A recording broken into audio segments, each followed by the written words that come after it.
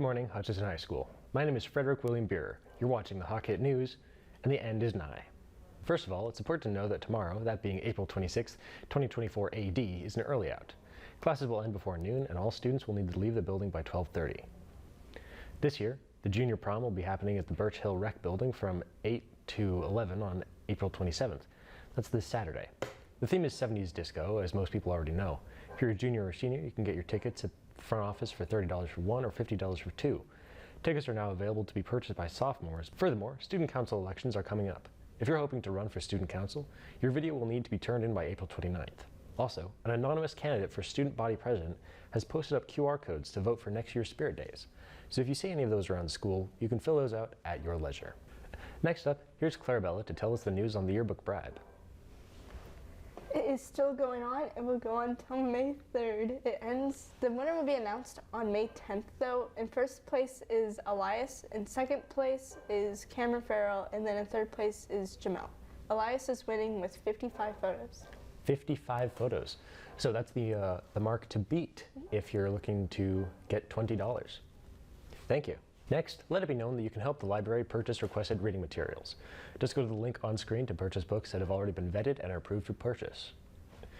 Continuing on, we now have our first teacher feature in a while since we've now gotten Kieran under control. Here's Kieran Brazier with Mr. Shore. Hey Frederick, good to be back. And as you just mentioned, we're here with a teacher feature with Mr. Shore, including some stuff about his recent move from being a teacher in the chaos that is Ohio and the somewhat calmness of Hutchinson High School. Well, Hutch has the same problems as the lower 48 does. Our bathrooms still smell questionable, if you know what I'm saying. So the problems that we experience here at Hutch are the problems that the entire United States faces. So I've been very lucky. I'm surrounded by intelligent colleagues like Pete Daly, like Dylan Cox, like Lana Haley, and Principal Taylor, who's soon to be Superintendent Taylor down at Petersburg. And more so, I just wanted to thank Beth Patton, who's our assistant principal. She's been wonderful in welcoming me to this community. And it is a small community. Actually, my ex-girlfriend from college actually lives and works here, so it's a small world. And the only thing that I struggled with living up here was missing my friends and family back home, but that's what Xbox is for, you know. So I still get to play with them. I still get to yell at people online with them, which is all that I really did back home, especially through the pandemic. But Fairbanks is a wonderful town. It's a military town. It's a diverse town, and while I may not be here next year, I have deeply appreciated being welcomed to this community, and I've deeply appreciated the opportunity to serve this community. Mr. Shore would also like to tell us a little about his recent trip with the student body for the OSOG meeting. We went to Yukiavik, which used to be called Barrow, and I took 2 freshman leadership students to go participate in the OSOG conference. So they voted on a lot of important issues. They didn't propose any resolutions, but they got a lot of political experience. Ms. Karstensen, the head of our student leadership department, decided it was pertinent that we send someone, and because we had 2 male students who were able to go, and we were kind of discussing a lot of political goings on. One of the resolutions was a student from Lathrop, actually 2 students had proposed a Narcan bill, which we have here at the school. It prevents overdoses of opioid users.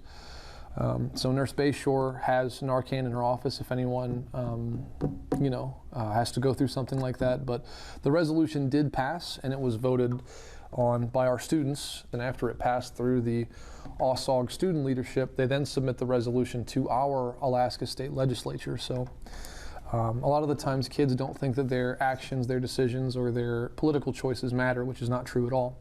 You can still protest, you can still engage in student government, and you can still influence the votes of people around you. If you feel like you can't be active in government as a student, unfortunately you're wrong here at Hutch.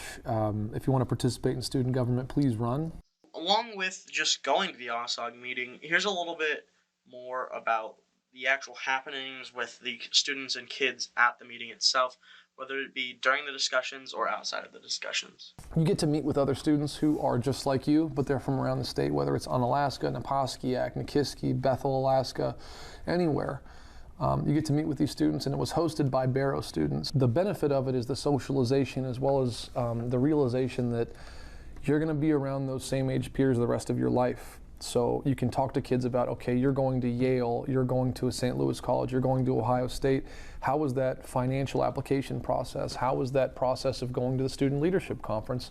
How was fundraising? You know, a lot of those kids were athletes as well as academic types. So we got a very diverse group of kids, and I believe that diversity is very, very beneficial for not just our community here in Fairbanks, but the community of the world.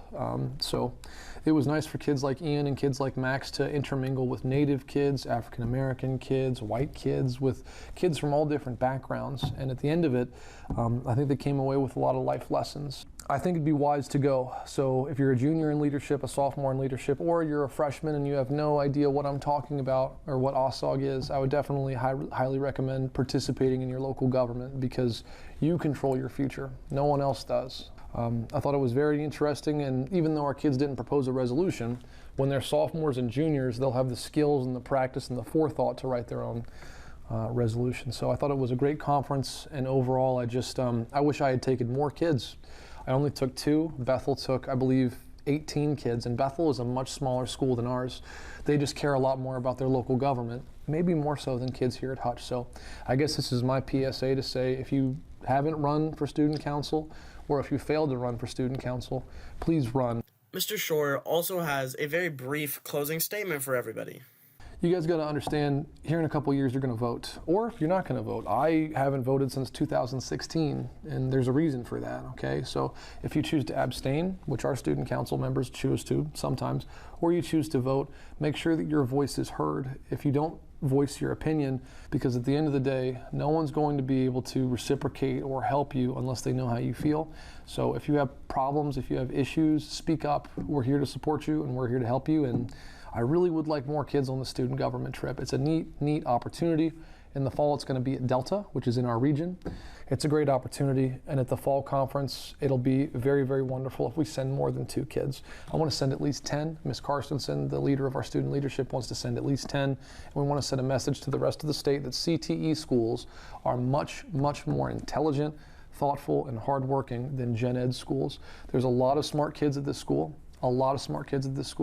Do your best to connect with your peers. Do your best to have their contact information, to grow up with these kids, because the reality is this is one of the best schools, and not just the state, but the country.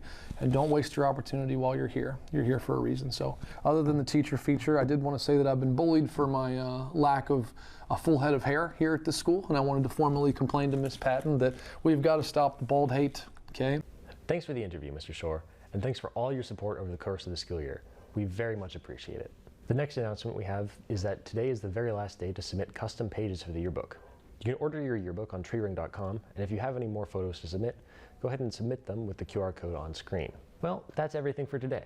Thanks for watching, everyone, and always remember, Australia is wider than the moon.